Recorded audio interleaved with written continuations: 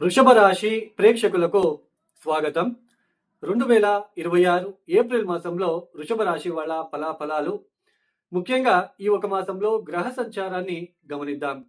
శని మీనరాశిలో సంచారం, గురువు గారు మిథున రాశిలో సంచారము, రాహు కుంభంలోను, కేతు సింహ రాశిలోను సంచారం చేస్తున్నారు.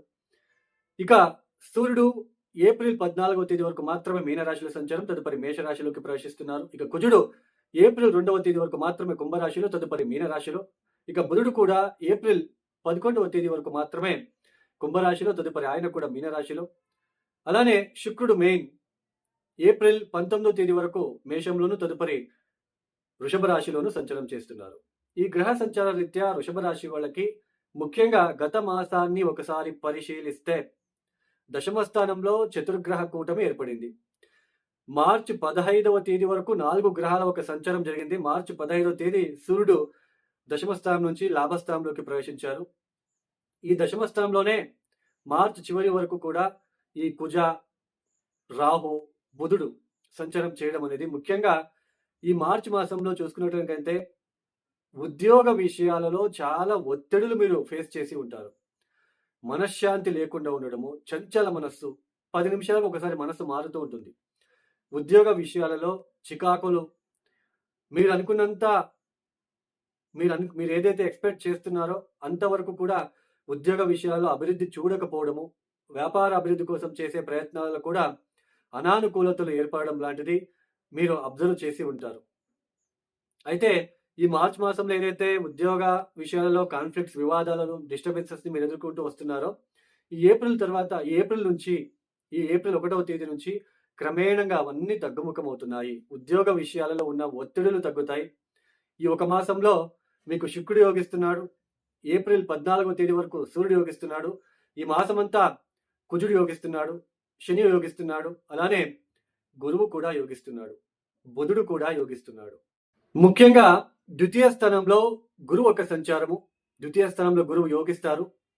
ఆర్థిక విషయాలలో, అలానే మీ మాటకు విలువ పెంచుకునే ఒక విషయంలో, కౌటుంబిక విషయాలలో, కౌటుంబిక శుభ కార్యాలలో ఒక విషయంలో మంచి ఫలితాలు సాధించడానికి గురువు అనుకూలిస్తారు. అంటే మీ మాటకు విలువ పెరుగుతుంది. కౌటుంబిక విషయాల్లో ఎటువంటి డిస్టర్బెన్స్ లేకుండా కాస్త ముందడుగు వేస్తూ వెళ్తారు. కుటుంబంలో ఏదైనా వేడుకలు లాంటివి జరగాలి అని ప్రయత్నిస్తారు, వాటిలో సఫలీకృతం అవుతారు.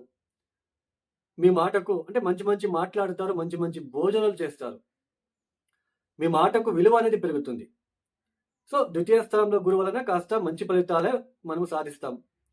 అయితే ఇందాక చెప్పుకున్నాం, మనము శని యోగిస్తాడు, సూర్యుడు యోగిస్తారు, అలానే కుజుడు కూడా యోగిస్తాడు, బుధుడు కూడా యోగిస్తాడు అని. ఎందుకు యోగిస్తాడని చెప్పాము అంటే లాభస్థానంలో సంచారం అని.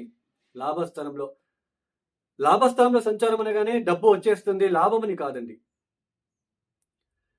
ఉన్న పెద్దగా ఒత్తిడులు రాకుండా జస్ట్ నార్మల్ లైఫ్ హ్యాపీగా ఉంటుంది అని అర్థం.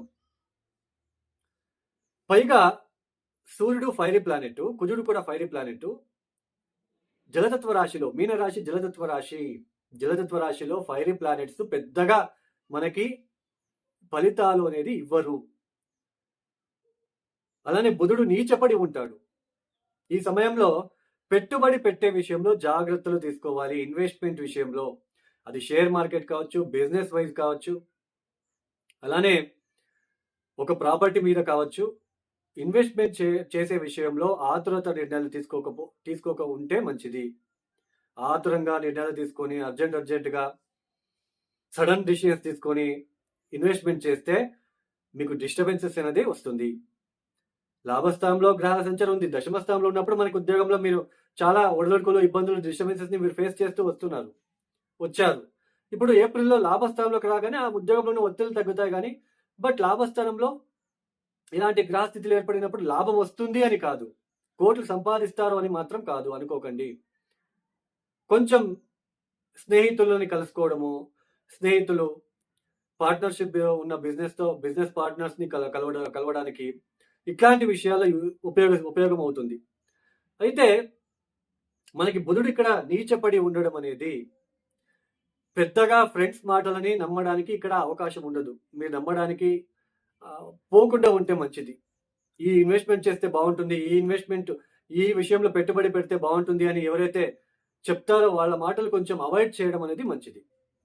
సో మొత్తానికి ఇన్వెస్ట్మెంట్ విషయంలో కాస్త జాగ్రత్తలు తీసుకోండి. పెద్దగా లాభాలు వస్తాయని కాదు, నార్మల్‌గా బాగుంటుంది. బట్ ఇన్వెస్ట్మెంట్ విషయంలో, సంతానం విషయంలో కాస్త అప్స్ అండ్ డౌన్స్, అబ్‌స్ట్రాక్షన్స్ ఉండే ఆస్కారాలు ఉంటాయి. అలానే కొత్తగా ఎవరైనా వివాహ ప్రయత్నాలు చేస్తూ ఉంటే పెళ్లి అయ్యే ఆస్కారాలు ఎక్కువగా కనిపిస్తూ ఉంటుంది ఈ సమయంలో. సో కొత్తగా పెళ్లి అవ్వడము. సో ఇవన్నీ కూడా ఓకే, బాగుంటుంది. బట్ ఇన్వెస్ట్మెంట్ విషయంలో, అలానే కొంచెం గృహపరమైన విషయాల్లో ఒత్తిడులు కావచ్చు. ఒక సైట్ కొనుగోలు చేయాలి, లేదా ఇల్లు కొనుగోలు చేయాలనుకున్న వాళ్ళకి కాస్త ఒత్తిడులు, కొంచెం మనశ్శాంతిగా లేకుండా ఉండడం లాంటిది, ఇలాంటివి మీరు ఫేస్ చేయడానికి కూడా ఆస్కారాలు ఉంటాయి.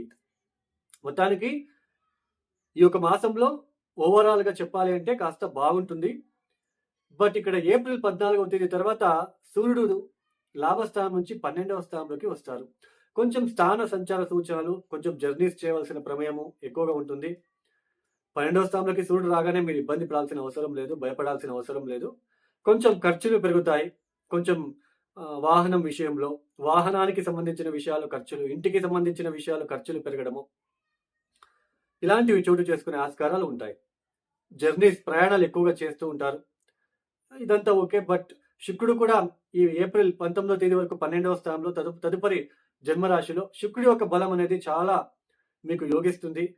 మంచి మంచి బట్టలు కొనుగోలు చేయడానికి, లగ్జరీ వెహికల్‌లో ప్రయాణాలు చేయడం లాంటిది, ఇలాంటివి కొంచెం ఎక్కువ కాస్ట్‌లీ హోటల్స్‌లో వెళ్ళి స్టే చేయాలనుకోవడము, ఇలాంటివన్నీ మీకు బాగా కలిసి వస్తాయి. మీకు ఆ విషయాలైతే ఎటువంటి ఇబ్బందులు ఉండవు.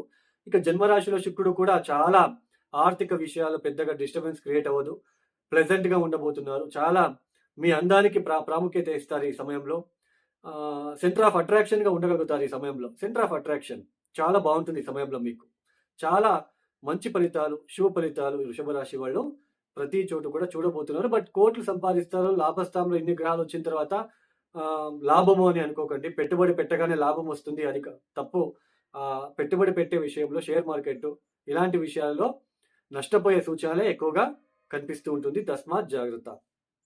ఇక ఈ వృషభ రాశి వాళ్ళు తప్పనిసరిగా విష్ణు ఆరాధన, విష్ణు సహస్రనామం వినడము, అలానే మహాలక్ష్మి ఆరాధన ఎంత చేస్తే, అలానే సూర్యుడి యొక్క ఆరాధన ఎంత చేస్తే అంత మంచిది. ఇక ఎవరైతే ఈ వీడియోని చూస్తున్నారో లైక్ చేయండి, షేర్ చేయండి, సబ్స్క్రైబ్ చేసుకోండి. సర్వే జనం సుఖినో భవంతు. ధన్యవాదములు. జై శ్రీరామ్.